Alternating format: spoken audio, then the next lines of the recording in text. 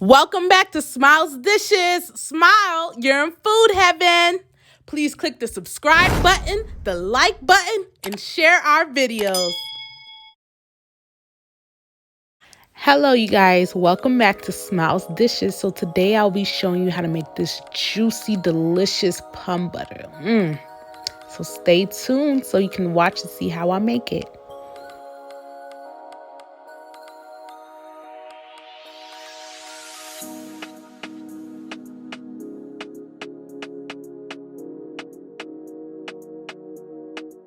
So we're going to start off with our meats. Have our chicken, dried fish, ham, oxtail, and boney. You can get your dried fish and boney from your local African store. So I'm going to soak my boney and dried fish in warm water. This step is completely optional for you. You can just add your fish in there whole, just chop it up into pieces, but I prefer to do it this way so I can remove the skin and the bones from my fish. Now that we have soaked our fish for a few minutes, we're going to remove the skin from the fish. As you can see, it's easier to remove, and we can also debone the fish by removing the flesh from the bones, and we're going to carefully do this so we don't hurt ourselves. And this is the flesh right here.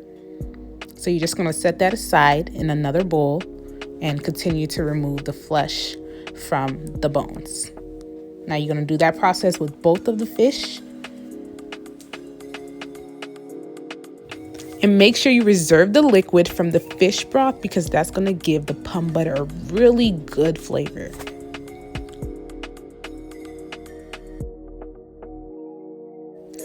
This is the final result of the fish. It's okay to have a little bit of bones inside.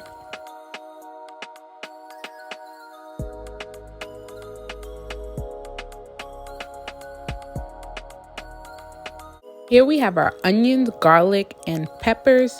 We're going to place that in the blender, chop it up, and set it aside.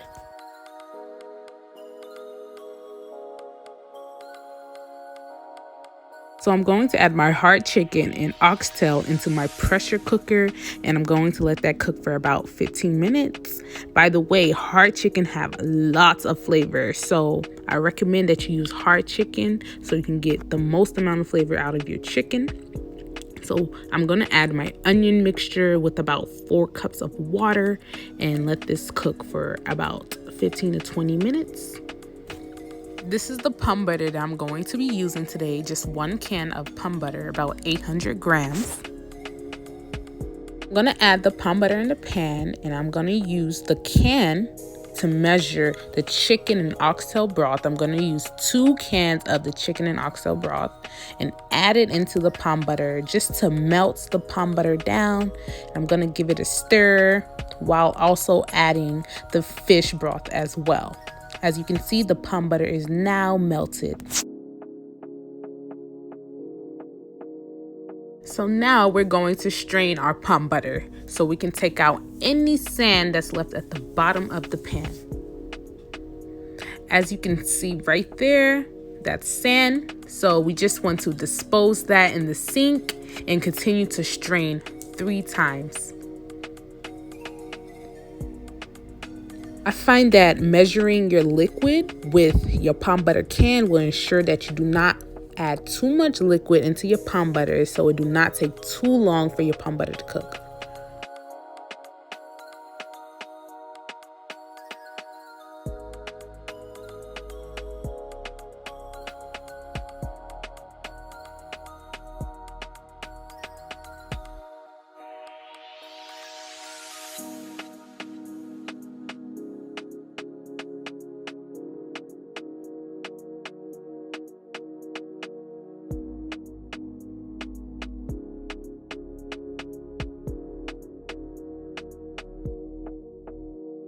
So we're going to put our plum butter in a pot on medium-high heat and add our onion mixture and our seasonings. And the seasonings that I used is chicken bouillon, onion powder, garlic powder, seasoned salt, and black pepper.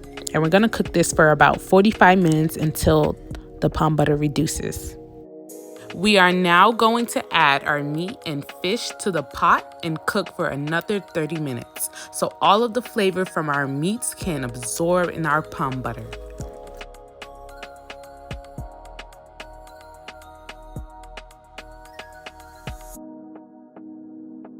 Now our palm butter has reduced in size. As you can see, the palm butter has thickened. This is exactly how we want our palm butter to look like.